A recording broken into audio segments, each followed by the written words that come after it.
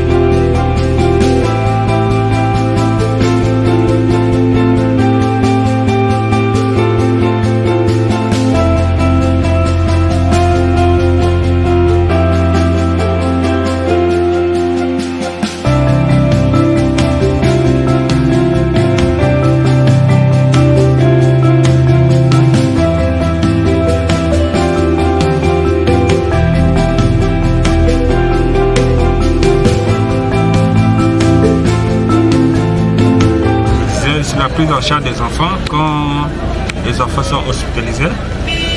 Les enfants étant identifiés, dès qu'il y a un incident, on fait signe aux parents pour appeler, signaler aux parents qu'il y a un tel enfant qui est malade. Donc si l'enfant, le médecin évalue que l'enfant sera hospitalisé, on fait signe aux parents. Maintenant si c'est un adulte, on doit dire aux parents, c'est-à-dire de chercher un membre de la famille, venir garder l'enfant à l'hôpital. Docteur Ngali Arnaud, vous êtes médecin référent du SAMU social. Et quant à vous, monsieur Bissikoumonou Herrera, vous êtes psychologue au SAMU social. Bonsoir à vous et bienvenue à l'émission Urgence Santé. Merci. Ce soir, nous parlons des enfants de la rue et le SAMU social. Donc, quel est donc le lien qui existe entre les deux? Madame, sur cette question concernant le lien entre les enfants et le SAMU social, je vous dirais que ce lien est fondé sur la relation d'aide, ce que nous leur proposons en fait en termes de prise en charge, donc la prise en charge médicale, sociale et psychologique. C'est donc à partir de cette relation d'aide que nous fondons en fait ce lien avec les enfants. Et donc à partir de cette relation d'ailleurs qui est elle-même fondée sur la relation de confiance qui est un préalable sur tout acte à mener avec les enfants. Et donc, je peux vous dire que le lien est très fort entre le SAMU social et les enfants. Alors, le lien, il est affectif, vous l'avez dit, mais cela vous fait combien d'années d'existence? Parlons du SAMU social. Parlons du SAMU social, madame. Le SAMU social est créé depuis 2006, donc ça fait 14 ans que nous sommes au service de ces enfants. 14 ans déjà, oui. Ici à Pointe-Noire. Oui. Et vous êtes où êtes-vous basé? On peut déjà connaître l'adresse? On peut retrouver le SAMU social en Pita, la rue Bundi, vers le Plasco, la société Plasco. Donc derrière la société Plasco, nous sommes situés là, en Pita, et nous avons aussi des numéros et des adresses que nous pourrons peut-être vous communiquer à la fin. Ah oui, à la fin on y reviendra. Ouais. De pouvoir orienter nos téléspectateurs. Alors vous avez décliné, vous avez parlé du rôle du SAMU social. Est-ce là les objectifs que vous avez ou bien il y a d'autres objectifs?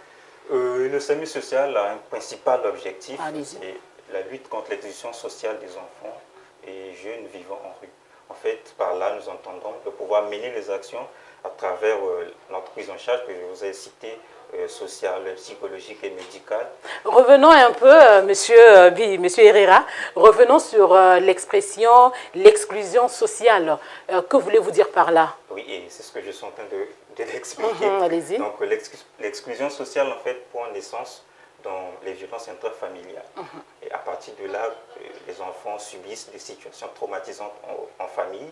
Et donc là, les enfants se posent la question de leur place en famille. Dès lors que les enfants se posent cette question, va commencer à s'instaurer le processus de désaffiliation, ce que nous appelons la désaffiliation. Donc les enfants vont cesser de faire partie de leur famille respective. Et à partir de là, ils vont s'installer en rue. Ils vont trouver notre identité, voilà, on les appelle maintenant les enfants de la rue et voilà, tout. madame, qu'est-ce que vous voulez, enfants de la rue, enfants de la rue. Et donc à partir de là, va s'installer le processus de désaffiliation et après, ils vont verser dans la destruction des liens entre les enfants et la famille. Et donc, s'ils sont dans la destruction des liens, la rupture s'installe. Totalement. Et ces enfants, d'une façon progressive, ils vont rester en rue. Et ça, pour définitivement. Vous faites quand même de la réinsertion aussi de ces enfants au niveau de ces familles biologiques? Évidemment, le but principal est celui-là. Parce qu'on s'entend avec vous ici que chaque enfant a une famille.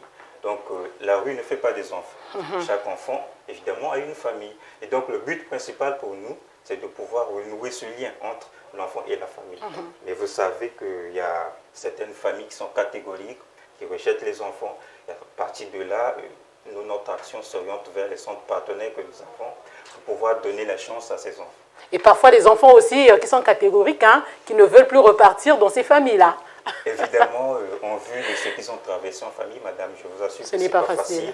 Ce n'est pas facile de pouvoir supporter les actes horribles que les enfants traversent en famille, les situations traumatisantes, c'est des blessures, des cassures qu'ils portent toute leur vie. Et donc c'est difficile pour certains enfants de pouvoir accepter de partir. Merci M. Herrera. Docteur Ngali, la vulnérabilité des enfants de la rue n'est plus à démontrer. Alors pouvez-vous nous dire les risques auxquels ils sont exposés?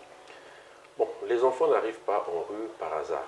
Donc les traumatismes intrafamiliaux, effectivement, qu'ils ont subis par violence physique ou même par négligence, font que les enfants se retrouvent en rue. Et quand ils se retrouvent en rue, il y a une procédure de désocialisation qui s'installe. Et cette procédure de désocialisation va entraîner quoi? Une modification des rapports. Donc il y a des rapports à son corps, rapport avec autrui, rapport avec l'espace et le rapport au temps. Et de ces rapports-là va découvrir effectivement les vulnérabilités de ces enfants-là. Je prends le corps, le rapport au corps. Un enfant qui ne considère plus son corps subit une petite anesthésie en fait de ce corporel. Donc la situation d'anesthésie corporelle va faire quoi? Mais voilà, il peut s'automutiler. Voilà, c'est un risque. Il s'automutile, il se blesse, la plaie peut s'infecter. Et non seulement qu'il s'automutile, il ne se considère plus. Donc ça peut le pousser à violer. Parce que psychologiquement, il est déjà atteint. Effectivement. Toujours ce rapport au corps. Un enfant qui ne considère plus son corps comme le sien se livre à la prise des substances psychoaffectives. Et des drogues. Des drogues, effectivement, qui vont l'exposer à quoi? Au viol, au vol. Au banditisme, tout ce qui va avec. Effectivement. Et le risque qu'il court, c'est quoi? Il a volé, il a été tabassé, il se blesse et il peut en mourir. Il prend ces substances psychoactives. Il peut violer parce qu'il n'est plus conscient de ce qu'il fait. Il n'est plus lui-même, en fait. Et voilà, donc il s'expose. Il a un comportement sexuel anormal sous l'effet de ces drogues. Voilà. Ou bien, il est en rue, et comme il est en rue, il se dit quoi? Mais voilà, pour survivre, il faudrait que, par exemple, je me vende. Pour les filles. Pour les filles. Voilà, donc un comportement sexuel inapproprié. Donc ça expose les enfants au risque de VIH-Sida. Et l'enfant qui ne considère plus son corps, voilà, se néglige. Et quand il se néglige, effectivement, il est voué aux pathologies dermatologiques. Ces risques-là sont bel et bien présents. En dehors de ça, la condition de vie de l'enfant en rue. Un enfant qui est en rue, voilà, il n'a pas un logement, voilà, donc du coup il ne peut pas se protéger contre les moustiques par exemple. Il est exposé à la fraîcheur de la nuit, voilà, il peut développer une grippe, une pneumopathie, voilà. Il est exposé à la méchanceté de l'entourage en fait. Donc il peut être baston. C'est des enfants qui subissent beaucoup de discrimination. Beaucoup de discrimination effectivement. Donc cela constitue donc cette vulnérabilité-là auquel les enfants sont exposés. Alors, beaucoup de secteurs sont pris en ligne de compte dans la prise en charge des enfants vivant en rue. Mais ici, nous voulons aborder l'aspect santé. Comment se fait donc l'administration des soins au niveau du SAMU social? Oui, il faut rappeler que la prise en charge au SAMU social, elle est holistique, donc globale. L'enfant est pris en charge comme un tout. Un tout. Et donc, il y a la prise en charge médico-psychosociale et éducative. Ça ne s'arrête pas là. Au départ, vous avez un enfant qui arrive en rue, comme je vous ai dit, à une désocialisation, et il est exposé. Le principe du SAMU social est basé sur 5 P. 5 P. 5 P, donc la proximité, donc nous allons vers les enfants. Vers les enfants. Pour, voilà, effectivement, les rencontrer et mettre en route une procédure de prise en charge. De prise en charge. Il n'y a pas seulement la proximité, il y a la périodicité. Nous travaillons environ 6 jours sur 7, voilà, 7 jours sur 7. C'est presque toute la semaine. Voilà, donc nous allons vers les enfants tous ces jours-là. Effectivement, il y a le professionnalisme, il y a le partenariat et le professionnalisme. Voilà. Donc, quand nous travaillons, nous ne laissons rien au hasard. Les enfants qui sont arrivés en rue, pour bénéficier d'une prise en charge, nous avons mis en place les EMA. Les EMA, ce sont des équipes mobiles d'aide qui vont à la rencontre des équipes mobiles d'aide. Équipes mobiles d'aide qui sont constituées par un médecin ou un infirmier, un travailleur social, un psychologue et puis voilà, un chauffeur accueillant social qui arrivent sur le terrain. Et quand ils arrivent sur le terrain, ils rentrent en contact avec les enfants, avec d'abord un repérage.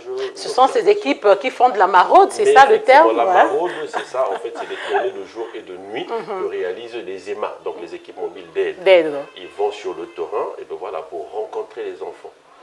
Par une approche professionnelle, bien sûr. Donc voilà, nous observons les enfants, nous rentrons en contact avec les enfants, nous créons un lien. Et le lien que nous créons, c'est le socle ou la base de la prise en charge du SAMU social. En ce qui concerne la prise en charge médicale, ben voilà, je vous ai dit que dans l'équipe d'EMA, il y a un infirmier. Et l'infirmier qui arrive sur le terrain, ben voilà, il y a le travailleur social ou bien le chauffeur accueillant social qui lui fait signe pour dire qu'il y a un enfant qui est malade.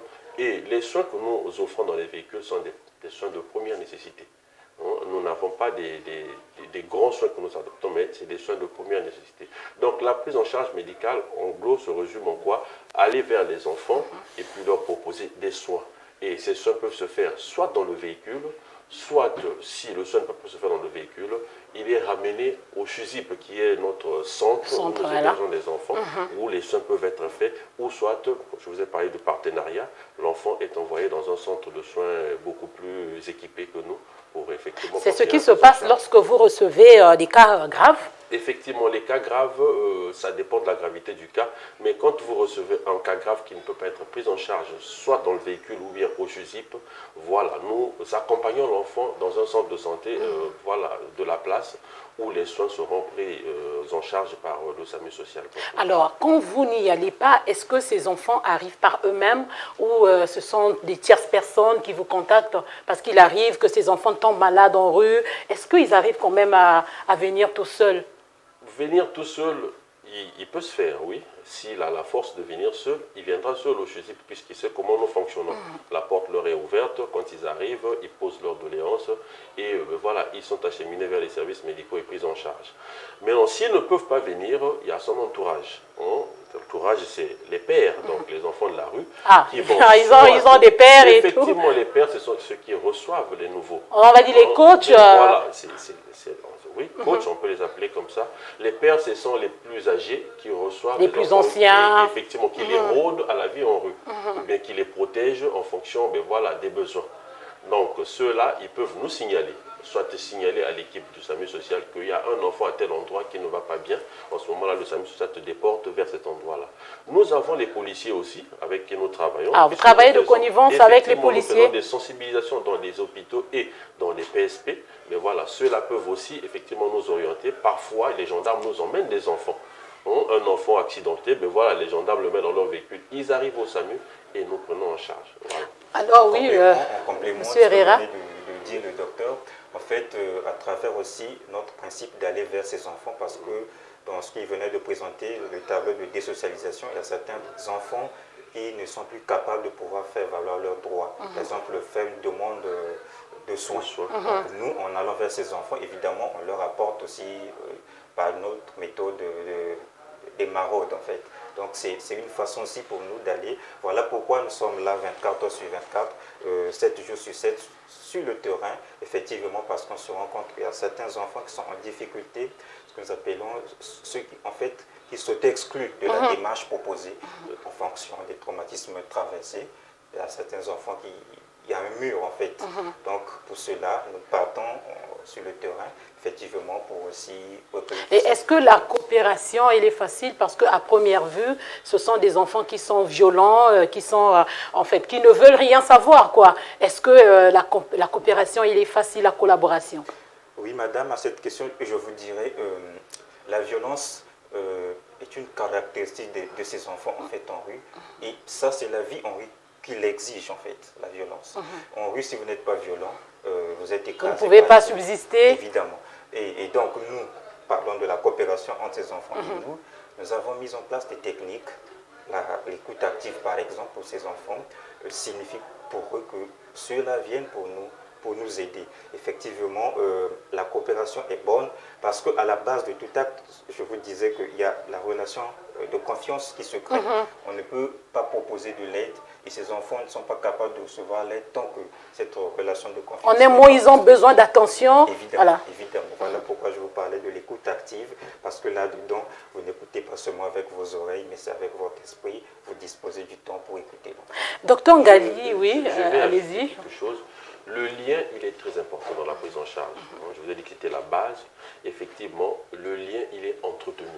Le professionnalisme, qui est le 4e P des principes du SAMU social, le professionnalisme, fait que le SAMU social ou les équipes du SAMU social approfondissent ce lien-là ou bien ils le mènent dans le temps pour qu'il ne se coupe pas. Qu'il ne se coupe pas, qu'il n'y ait pas de rupture. Voilà, effectivement. Et c'est ce qui fait que quand le lien a suffisamment grandi, ben voilà, les enfants nous font confiance et nous pouvons leur proposer des soins. Alors parlons des soins médicaux. Est-ce que l'automédication est une pratique courante au niveau de ces enfants? Dire que c'est une pratique courante, je ne l'affirmerai pas, puisque nous n'avons pas des statistiques. Mais ce qui est vrai, c'est qu'en rue, les enfants prennent beaucoup de substances. Je prends un exemple simple, le tramadol. Le tramadol est une molécule affectionnée par les enfants de la rue pour beaucoup de qualités. En dehors de ça, il y a l'évalium et beaucoup d'autres médicaments qu'ils prennent, voilà, pensant que ça peut aider voilà, dans telle ou telle autre situation. Ils vont te dire que voilà, moi je dois prendre voilà, parce que quand je prends, je suis fort et je peux travailler. Mais chose qui est le contraire. La destruction que ces médicaments entraînent dans l'organisme, ils ne savent pas. C'est pour ça que nous passons par des sensibilisations, effectivement, pour informer ces enfants-là que ces médicaments ne sont pas bien pour leur organisme. Mais c'est un fait qui existe dans la rue. Voilà, l'automédication. Ces enfants sont souvent confrontés aux IST, vous avez dit, beaucoup de risques. Reçoivent-ils des formations appropriées pour y faire face? Excusez-moi, je reviens sur la première question, sur l'automédication. Il faut signifier que l'automédication en cas de maladie est différente de la prise des substances pour chercher un effet autre que voilà, soigner une maladie. Donc, quand ils sont malades, le rapport qui existe entre nous, c'est qu'ils viennent directement. Ah, ils viennent directement. Donc, du coup, l'automédication en rue, voilà, ils peuvent l'avoir, mais ce n'est pas en excès. Voilà, ils se disent qu'il y a une structure qui est là qui nous prend en charge, en fait. Et voilà, ils viennent pour avoir gratuitement des soins et des médicaments dont ils ont besoin pour soigner leur pathologie. Alors parlons donc des IST, est-ce qu'il y a des formations que ces enfants reçoivent pour essayer de se protéger? Oui, effectivement, les équipes du SAMU social, je vous ai dit, sont très professionnelles. Et quand nous arrivons en rue, qu'est-ce que nous faisons? Des sensibilisations sur beaucoup de thèmes, que ce soit le VIH-Sida, la tuberculose, les IST. Effectivement, les équipes se déploient effectivement à montrer aux enfants comment se protéger parce que, qu'on le veuille ou pas, ces enfants sont en rue. Vous n'allez pas leur demander de ne pas avoir un rapport sexuel, non. Pas du tout. Voilà, ou bien de se vendre pour avoir quelque chose à manger, ça c'est difficile. Mais ce que nous faisons, c'est leur montrer comment se protéger, mais voilà, en commettant ces actes-là. Voilà, donc l'utilisation des préservatifs, voilà, la non-utilisation des drogues qui peuvent vous mettre dans un état qui fait que vous puissiez avoir un rapport sexuel. Un rapport sexuel, voilà, sans le penser, sans le consentement. Effectivement, donc tout cela constitue effectivement les méthodes que nous mettons en place pour sensibiliser ces enfants-là contre ces IST-là. Donc effectivement, ce n'est pas un programme bien élaboré, mais les sensibilisations sont effectivement faites pour lutter Et quelle est l'analyse que vous faites de cela? Est-ce qu'il y a une amélioration? Est-ce que ces enfants comprennent? Est-ce qu'ils mettent en pratique ces conseils? Monsieur Herrera voudrait revenir. Le docteur, en fait, la question que vous avez posée, en 2017, sur une période allant du 9 mai au 16 juin 2017, nous avons réalisé une enquête sur 3 pathologies, principales pathologies rencontrées auprès de ces enfants en rue, donc la tuberculose, le paludisme et les IST-VIH. Voilà. Et à partir de là, nous nous sommes rendus compte que les connaissances, les attitudes et les pratiques que se font ces enfants sur ces 3 pathologies sont erronées. Et donc, à partir de là, nous avons élaboré les outils capables de pouvoir amener ces enfants à s'approprier des informations valables sur ces pathologies. Pour se prendre en charge eux-mêmes, voilà. Évidemment. Donc, vous voyez déjà au niveau de la pratique, on leur montre ce qu'il faut faire quand vous êtes atteint des IST. Au niveau de la connaissance, il faut que vous ayez des informations sur la pathologie. Et au niveau des attitudes, donc l'opinion, ce qu'il faut, ce qui se transmet entre eux, ce qui se dit entre eux, qu'est-ce qu'il faut dire comme message. Et à partir de là, nous avons élaboré des outils que je peux vous montrer ici. Donc on a des outils bien planifiés. Ici, nous avons le livret d'animation, évidemment sur les IST. Et donc, ce livret nous permet de pouvoir formaliser en fait les sensibilisations avec ces enfants. Et ici, nous avons le guide pratique d'éducation préventive. Et ici, donc, il y a le contenu. Qu'est-ce qu'il faut transmettre à ces enfants? À ces enfants. Évidemment. Donc, pour cela... et donc, j'étais avec le docteur Ngali. Est-ce qu'après analyse faite, ces enfants, ça marche, ils s'adaptent, ils mettent en pratique les conseils qu'ils reçoivent? Oui, effectivement, comme l'a dit M. Herrera, nous croyons que les enfants mettent effectivement en pratique ce que nous leur disons, parce que quand vous les recevez en consultation, ben voilà, il y a encore 5-10 ans, ben voilà, je crois qu'ils ne réfléchissent pas de la même façon. Aujourd'hui, les enfants vont te dire que moi, je ne peux pas avoir un rapport sexuel non protégé. Donc il y a une amélioration. Effectivement, il y a une amélioration qui est visible et palpable quand vous questionnez les enfants et quand vous, voilà, vous êtes en train de leur prendre en charge. Alors, on va prendre les dernières questions qui nous restent. Y a-t-il des difficultés rencontrées dans l'exercice de vos fonctions et peut-être que souhaiteriez-vous voir au niveau du SAMU social? Concernant principal mot singulier, au moins la prise en charge médicale, déjà que ces enfants, quand ils sont en rue, sont très mobiles. Ça, c'est la première des difficultés que nous avons. Ils sont très, très mobiles et ça ne nous permet pas, dans le suivi thérapeutique, de pouvoir se prononcer parce qu'un enfant que vous avez rencontré un matin au fond de Tchétché, à midi, il se trouve en Pita. Et donc, si vous êtes fixé, par exemple, sur un rendez-vous qu'on va vous rencontrer au fond de Tchétché pour vous administrer le soin. Et vous arrivez, il n'est pas là. Il n'est pas là, en fonction, parce que l'enfant doit satisfaire un besoin. Et ces enfants, quand ils sont en rue, ils vivent dans l'ici et maintenant. Ils n'ont pas de planification comme nous, mais eux, ils vivent par rapport à son besoin. Si le besoin est économique, évidemment, il va chercher un endroit pour satisfaire ce besoin. Et donc, ce qui est normal pour ces enfants, mais pour nous, c'est une difficulté. Voilà, c'est une difficulté. Évidemment, évidemment. On a également une difficulté. Voilà. Nous avons des véhicules des EMA. Effectivement, les soins que nous faisons dans les EMA sont des soins vraiment d'urgence. Mais donc, en cas d'urgence vitale, effectivement, nous ne pouvons pas prendre en charge dans les EMA. Ça, c'est une difficulté réelle. C'est une difficulté réelle. Et puis, le confort dans le véhicule n'est pas aussi bien que ça, parce qu'il y a certains soins qui ne peuvent pas être réalisés dans le véhicule. Dans le véhicule. Ah oui, hein, j'y ai déjà été, voilà. J'ai eu l'occasion de voir comment ça se passe. Une gynécologique ou bien un enfant qui a une dermatose dans les parties intimes, c'est très difficile de dans le véhicule. Suturer une plaie, vous ne pouvez même pas vous mettre debout dans le véhicule, donc c'est très difficile. Ce sont des aspects qui font que la prise en charge sur terrain est un peu difficile pour nous. Alors un SOS à lancer, oui, docteur Ngali. Effectivement, le souhait pour nous serait que tout le monde, toute personne, de bonne volonté, qui puisse mettre la main sur la pâte. Parce que le phénomène, la problématique de ces enfants ne cesse de prendre l'ampleur. De l'ampleur, oui. Rien que sur notre ville de Pointe-Noire, beaucoup d'enfants arrivent en rue. Actuellement, on est passé d'une moyenne de 100 à 200 par année. Par année. Des nouveaux enfants qui arrivent en rue. Donc chaque année, vous enregistrez au moins 200 enfants qui arrivent. Oui, la moyenne. Et ça, c'est ceux qui sont enregistrés. Hein. Il y a d'autres qui ne sont pas enregistrés. Effectivement. Donc pour cela, nous demandons à tous ceux qui veulent bien accompagner ces enfants-là, de pouvoir s'approcher de nous pour qu'on s'associe ensemble. Et pour cela, nous avons des adresses, donc le SAMU Social Pointe-Noire, notre page Facebook, par exemple, pour nous contacter. Il y a aussi des numéros, 06 637 36 35. Ça, c'est un numéro de l'équipe de mobile. Oui. Pour revenir à la page Facebook, l'adresse, c'est laquelle? Ah oui, SAMU Social Pointe-Noire. Ah, SAMU Social Pointe-Noire. Oui. Docteur Ngali, un dernier mot? Je lance un appel particulièrement aux firmes pharmaceutiques. Mais voilà, nous avons besoin de médicaments pour soigner ces enfants-là. Mais voilà, donc ceux qui se sentent capables de nous aider dans ce sens-là, qui n'hésitent pas voilà, de contacter le SAMU Social, je crois que ça ferait du bien à ces enfants-là. Nous allons parler de la prise en charge des enfants au niveau du SAMU Social, mais avant tout, je vous propose la rubrique Info. Rubrique Info, les choses à ne pas faire au réveil. Râler. De notre humeur du matin dépend toute notre journée. Si vous râlez quand le réveil sonne, vous aurez beaucoup de difficultés à aborder votre journée du bon pied. Pour vous faciliter la tâche, n'hésitez pas à mettre de la musique ou à lire une pensée positive. Se lever de bonne humeur est la première des règles à suivre. Fumer une cigarette. La cigarette est mauvaise pour la santé, ce n'est plus à démontrer. Mais prendre une cigarette dès le réveil est une très mauvaise habitude. Selon 2 études publiées dans la revue Cancer, fumer au réveil augmente de 79% les risques d'avoir un cancer des poumons. Ne mangez pas de sucre rapide au petit déjeuner. Ce que l'on mange au petit déjeuner aura des répercussions tout au long de la journée. Il faut manger équilibré et suffisamment pour tenir jusqu'au déjeuner.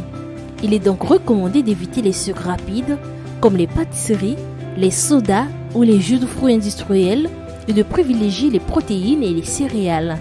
Vous pouvez aussi vous tourner vers les matières grasses, même s'il ne faut pas en abuser. Se disputer avec son conjoint ou ses enfants. Éviter toute source de stress est indispensable le matin.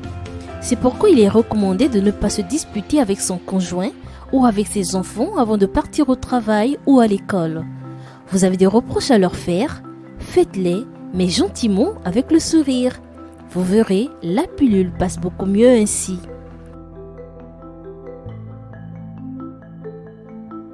Docteur Ngali, merci. C'est plutôt moi, madame. Monsieur Bissoukoumounou Herrera, merci également à vous. Merci, madame. C'est la fin de notre entretien qui a porté sur les enfants de la rue et le SAMU social. Merci de l'avoir suivi. Urgence Santé vous fait gagner en santé.